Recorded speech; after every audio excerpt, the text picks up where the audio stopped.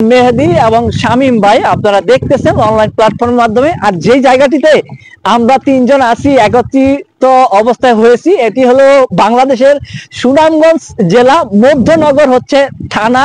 তো এটা একটা দুর্গম একটা এরিয়া, যেটা ঢাকা থেকে প্রায় 205 কিলোমিটার দূর, যেটা জায়গা ভেদে অথবা কম বেশি হতে পারে, কিন্তু একদম একটা প্রত্যন্ত একটা এরিয়া। আপনারা একটু ক্যামেরা লেন্সটার মাধ্যমে একটু দেখানোর চেষ্টা করব।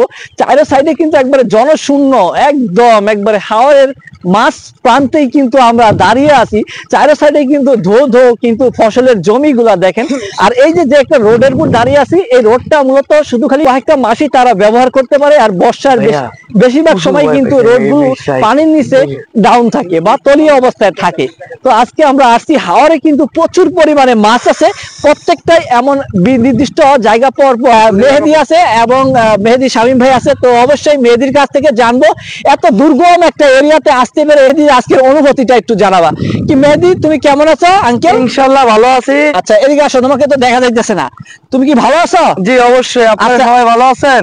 আচ্ছা, আর তুমি কোন জায়গা থেকে আসছো এই পয়েন্টে? আমি আসছিল মিরপুর 1 ঢাকা। তোমার নাম কি? মেহেদী হাসান। আচ্ছা মেহেদী হাসান, তাহলে তুমি কত ঘন্টা গাড়ি জার্নি করে আজকে এই পয়েন্টে আসতে পারছো, একটু আমাদেরকে একটু জানাবা। রাত 11:30টার দিকে রওনা দিছি মিরপুর থেকে। আচ্ছা, এখন বাজে হলো সকাল 8টা। সকাল 8টা। এখনো আমরা আমাদের গন্তব্যে পৌঁছাইতে পারি নাই। আমরা কি আরো দুর্গম এরিয়া ভিতরে যাবো? অবশ্যই, আমাদের আরো হাতে 20 কিলো আছে, হাওরের উপর দিয়ে যেতে হবে। তো আচ্ছা, আপনারা শুনলেন আমার এই ভাতিজা কিন্তু বলছে এখনো চোখে ঘুম, এখনো ঘুমাইতে পারি নাই, এখনো খাওয়া হয় নাই, আর কোনো এখানে দোকানও নাই। এতটাই একটা দুর্গম এরিয়া। আপনারা হয়তোবা অনলাইন টেলিভিশনের মাধ্যমে দেখছেন যে সুনামগঞ্জ হাওর, আর হাওরের যেই পানির সময় কিন্তু একটা সাগরের মতো দেখা যায়, সেই পয়েন্টটাই কিন্তু এইটা, যেটা সাগরের মতন থো থো করে। বিভিন্ন পর্যটক আসে যখন বর্ষার সিজনে। আর আমার সাথে আবার আছে শামীম ভাই। তো ভাই কেমন আছেন? আছি আলহামদুলিল্লাহ। ভাই আপনার দেশের বাড়ি কোথায়? আমার দেশের বাড়ি খুলনা বাগেরহাট।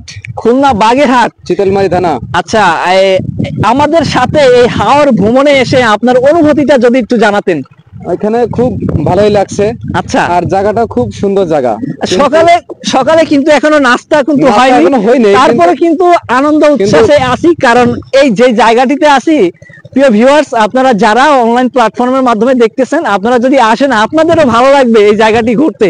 খিদেই লাগতেছে না, এত আনন্দ লাগতেছে। আচ্ছা, যেহেতু একটা দুর্গম একটা এরিয়া, চারো সাইডে কিন্তু লোকজন নেই, তারপরে কিন্তু খুব ভালো একটা পরিবেশে মাঝে মধ্যে হয়তোবা লোকজনের সাথে দেখা হয়। গ্রামীণ যেহেতু জীবন, এখানে কিন্তু সবারই কিন্তু তাদের যে কর্মব্যস্ততা তারা কিন্তু চালাচ্ছে, নাকি ভাই?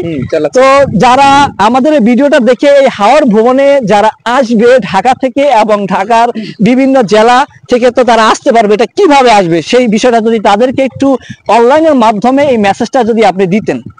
আপনিও বলে দেন এটা। আচ্ছা, তাহলে আমি বলে দিতে চাই যে এই হাওর ভ্রমণ যারা করতে চান, সুনামগঞ্জ জেলার মধ্যনগর থানার এই হাওরটি যারা ভ্রমণ করবেন, তাদেরকে অবশ্যই যে কোনো ঢাকা সিটি থেকে আপনার আগে আসতে হবে সুনামগঞ্জ শহরে এসে আপনার মধ্যনগর থানার যে কোনো একটা সিএনজি, অথবা যেহেতু এখানে দুর্গম এরিয়া আপনি সিএনজি নিয়ে আসতে পারবেন না, আপনাকে সবচাইতে বেটার হবে মোটরসাইকেল। এইখানে কিন্তু এই জমিনের মধ্যে দিয়ে কিন্তু মোটরসাইকেল, অসংখ্য মোটরসাইকেল চলাচল করে।